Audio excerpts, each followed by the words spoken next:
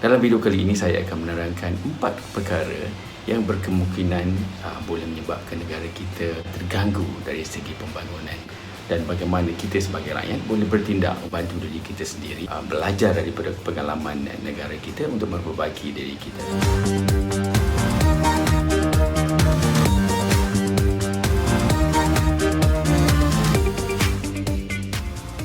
Assalamualaikum dan selamat datang ke siri #Jayakan Idea, satu platform yang saya wujudkan untuk membantu kita bersama menjadikan idea yang kita ada menjadi realiti melalui pendedahan kepada informasi yang boleh memberikan kita inspirasi.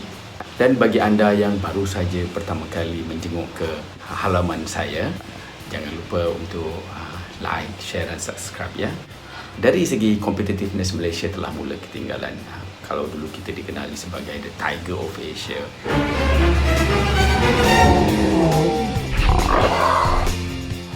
harimau Asia dari segi ekonomi, tapi kini kita dapati bahawa banyak negara-negara kejiranan kita seperti Vietnam, Indonesia, Thailand dan sebagainya telah bergerak dengan lebih laju daripada kita. Jadi mari kita bincangkan tentang perkara ini, tapi sebelum tu saya harap anda boleh stay sehingga akhir video ini, di mana saya akan memberikan 3 tips bagaimana boleh kita membantu diri kita sendiri, belajar daripada pengalaman negara kita untuk memperbaiki diri kita.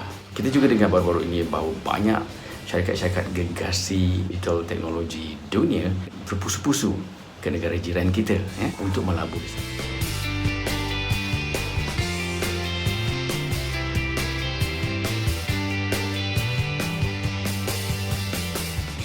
Amazon, Facebook, Google, Alibaba, itu semua syarikat gergasi yang berkuasa di dunia. Mereka tidak singgah di Malaysia, tapi mereka pergi ke negara jiran untuk melabur. Kenapakah perkara ini berlaku dan adakah ianya akan berlanjut?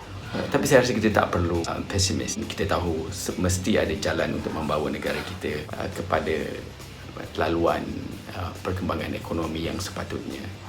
Dan sebenarnya dengan kedatangan COVID, dia telah melevelkan playing field. Dia meletakkan semua negara pada tahap yang sama.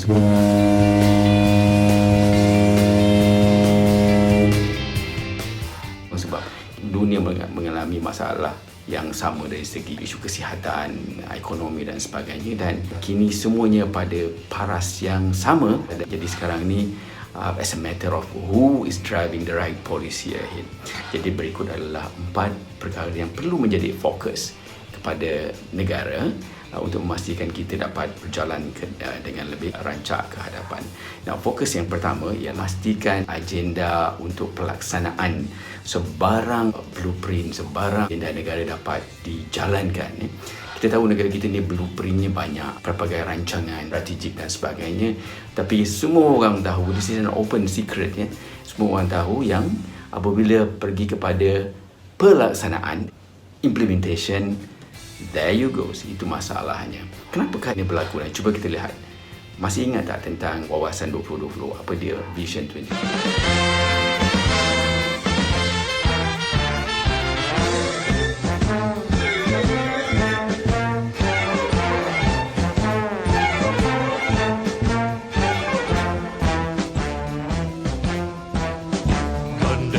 Berkibar di angkasa, lambang Vision 2020 ini adalah untuk membawa Malaysia menjadi sebuah negara maju apabila kita sampai tahun 2020.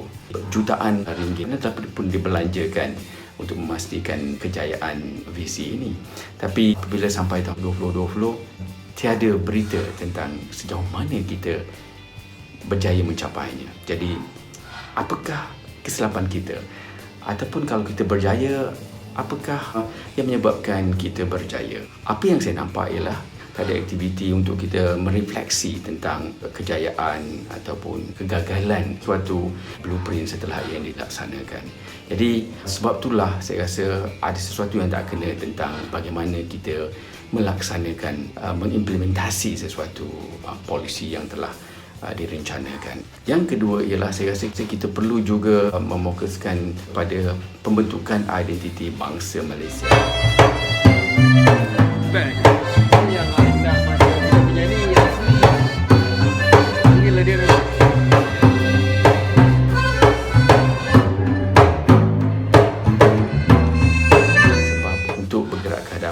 push the agenda forward, we need a very strong society. Bagaimana Israel boleh muncul sebagai gergasi teknologi, bagaimana Singapura dengan penduduk yang pelbagai juga dapat seolah-olah bersatu hati meneruskan agenda pembangunan, begitulah juga yang perlu kita lakukan. Kita perlu ada identiti yang kuat, yang memegang kita semua. Identiti tersebut adalah penting. Kita kena fokus pada pembangunan bahasa di kalangan rakyat. Semua orang memahami apa itu bangsa Malaysia, apa itu bahasa Malaysia, perkara-perkara yang menyebabkan kita berasa proud to be Malaysian. Itu sangat penting, sebab itu sebenarnya pergi kepada jati diri rakyat Malaysia. Yang ketiga ialah kita membawa rakyat secara massa untuk sama-sama mendalami ilmu-ilmu terbaru yang ada sekarang ini. Kita mesti excited over new knowledge. Kita agak ketinggalan di situ, budaya membaca pun kurang, berdiskusi dalam perkara-perkara yang serius agak kurang. Kita perlu memastikan fokus kepada membolehkan rakyat Malaysia untuk mendalami ilmu-ilmu baru. Pastikan banyak diskusi, banyak translation, banyak perbincangan tentang perkara-perkara yang terbaru dalam media massa, dalam media sosial dan sebagainya. Dan yang keempat ialah untuk fokus kepada menjadikan kita sebagai negara yang menjana teknologi, sebagai negara yang menghasilkan teknologi. Setelah 60 tahun, sampai masanya untuk kita memastikan kita adalah leaders dalam teknologi. Contohnya mungkin mengeluarkan teknologi berkaitan dengan tropical diseases ataupun dalam tropical fruits, macam-macam lagi yang sepatutnya menjadi kekuatan kita. Kita perlu berhentikan daripada asyik mengimport teknologi, tapi sekarang kepada mengeluarkan teknologi. Bagaimana nak buat itu? Mestilah kita menyokong rakyat kita dalam usaha untuk menjadikan mereka lebih inovatif, menyokong mereka apabila mereka menjadi creator of technology. Jadi itu adalah 4 fokus yang saya rasa perlu kita ambil.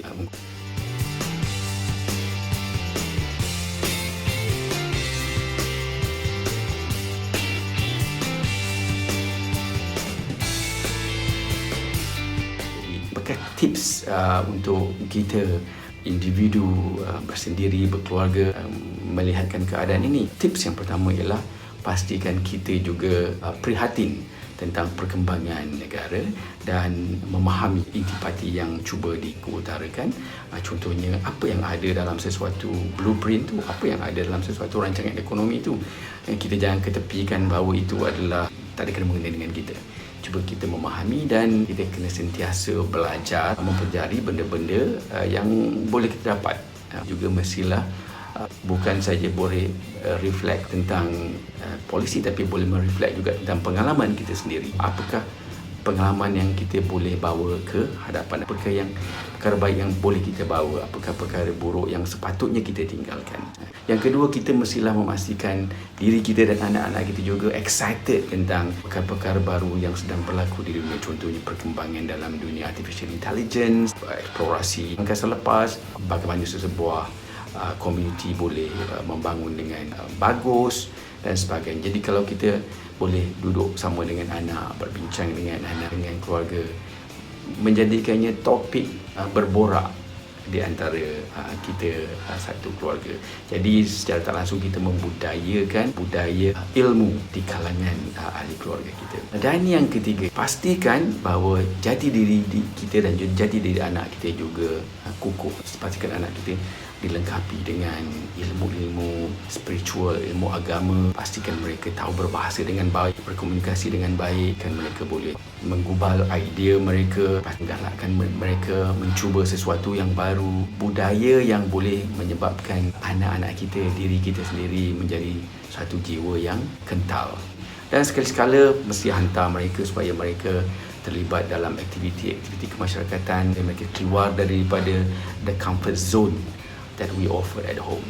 Jadi itu dia 3 tips bagaimana kita boleh belajar daripada pengalaman negara untuk digunakan dalam keluarga kita.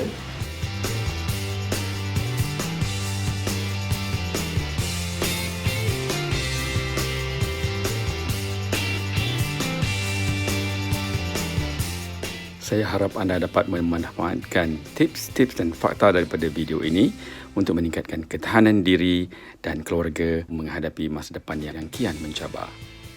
Jadi sekali lagi jangan lupa like and share, follow video-video yang berikutnya.